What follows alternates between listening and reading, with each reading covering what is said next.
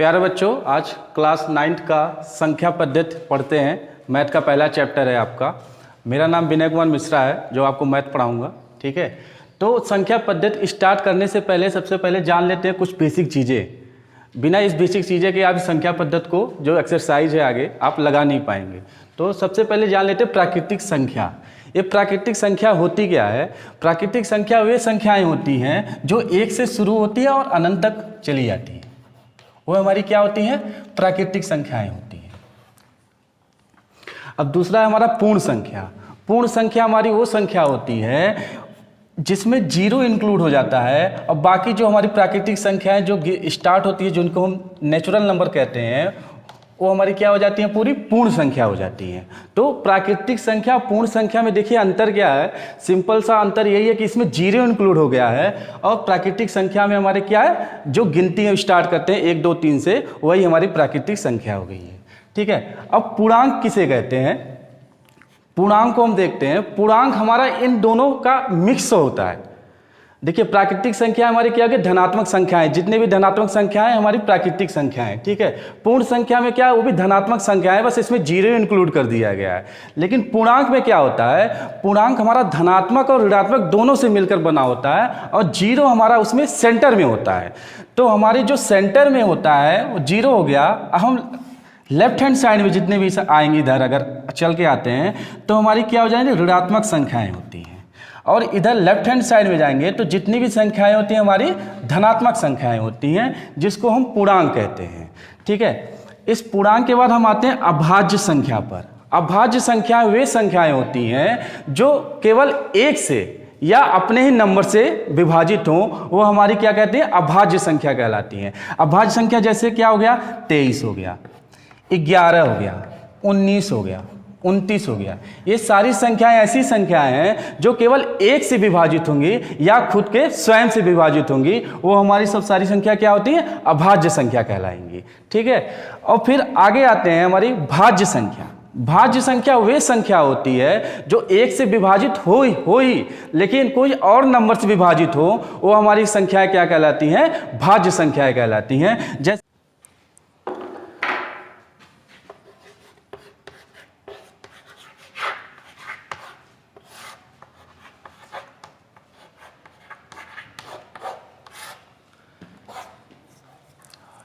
परमेय संख्या वे संख्याएं होती हैं जो कोई भी संख्या जो P/Q के फॉर्म में लिखी गई। P/Q के फॉर्म में मतलब ये हो गया कि कोई भी संख्या जो भिन्न के रूप में लिखा गया हो, जिसमें अंश और हर आता हो। वही संख्याएं जिसमें अंश और हर आता हो, वे सारी संख्या हमारी परमेय संख्या कहलाती है। लेकिन इस परमेय संख्या में एक कंडीशन होती है, एक शर्त होती है कि जो ये Q होता है, Q का मतलब जो हर होता है, वो हमारा जीरो नहीं होना चाहिए।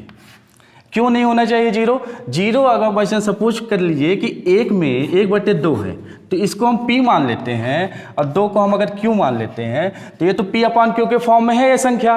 ठीक है, लेकिन इसमें क्या होगा? अगर Q हमारा जीरो हो जाएगा तो 1 में जीरो का भाग हम नहीं दे सकते हैं, तो इसलिए क्या आ जाएगा? इनफाइनाइट। और इनफाइनाइट हमारा कोई नंबर नहीं है। ठीक है, तो इसकी वजह से ये परमेय संख्या, जो भी संख्या P/Q के रूप में लिखी गई हो, Q is not equal to zero, वो हमारी सारी संख्या क्या कहलाती हैं? परमेय संख्या कहलाती हैं। ठीक है, फिर आगे बढ़ते हैं अपरमेय संख्या।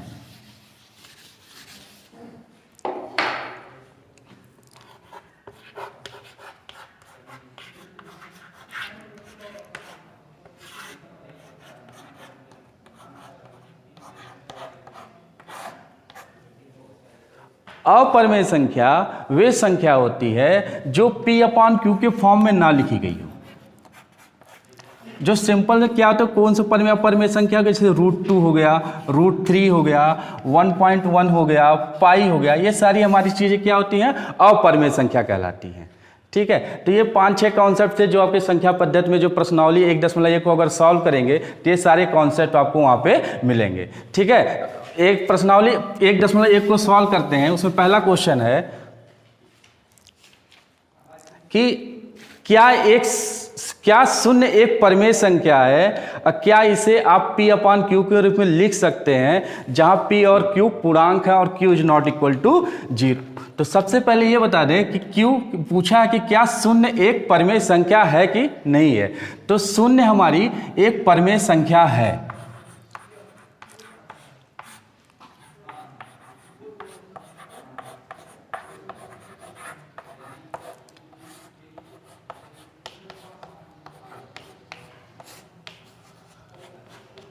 क्यों है शून्य एक परिमेय संख्या, इसको प्रूव करते हैं। प्रूफ ये करते हैं क्योंकि आगे दिया गया कि P और Q हमारे क्या है, पूर्णांक हैं, और कंडीशन आगे ये भी दिया कि Q is not equal to 0।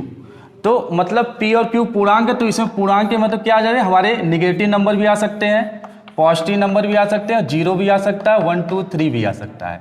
ठीक है, और कंडीशन ये दिया है कि Q हमारा 0 नहीं होना चाहिए। ये अगर 0 अगर नहीं होता है तो सपोज P तो हमारा 0 है ही, Q अगर 0 नहीं होता है तो 1 होगा या 2 होगा या 3 होगा या -1 होगा या -2 होगा। तो ये देखिए P अपान Q के फॉर्म में है, तो मतलब यहाँ पे Q is not equal to 0, तो इसका मतलब 0 हमारी एक परिमेय संख्या है।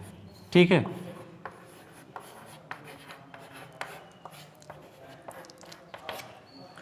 ठीक है, और आप लोग को समझ में आया कि नहीं? ठीक है, एक कॉन्सेप्ट आप देख लेते हैं, अंतिम कॉन्सेप्ट क्या होता है। कोई भी अगर संख्या आपको दे दी रही होगी, सपोज करिए कि आपके प्रश्नावली में दिया गया दूसरा क्वेश्चन, 3 और 4 के बीच में 6 परिमेय संख्या ज्ञात कीजिए। तो कोई भी संख्या दे देगी, उसकी परिमेय संख्या ज्ञात करनी रहेगी, तो उसको कैसे ज्ञात करते हैं? तो जो परिमेय संख्या, जितनी परिमेय संख्या आपको ज्ञात करनी रहेगी, सपोज कि इसमें 6 दिया गया है, तो 6 में क्या करेंगे, 1 को जोड़ देंगे, तो कितना हो जाएगा, 7। और इन दोनों संख्याओं के बीच में परिमेय संख्या निकालनी है ना, तो पहले प्रारंभिक संख्या लिख लीजिए 3, और अंतिम संख्या हमारी क्या हो गई, 4। और हमने जो जितनी संख्या हमें परिमेय संख्या निकालनी है उसमें 1 जोड़ देंगे तो हमारा आ जाएगा 7। तो क्या करेंगे, सिंपल सा 7 में 7/7 का भाग क्या मल्टीप्लाई करेंगे 3 में, ठीक है, और यहाँ भी वही काम करेंगे। तो इसका आंसर कितना आया, 21/7, और इसका कितना आया, 28/6।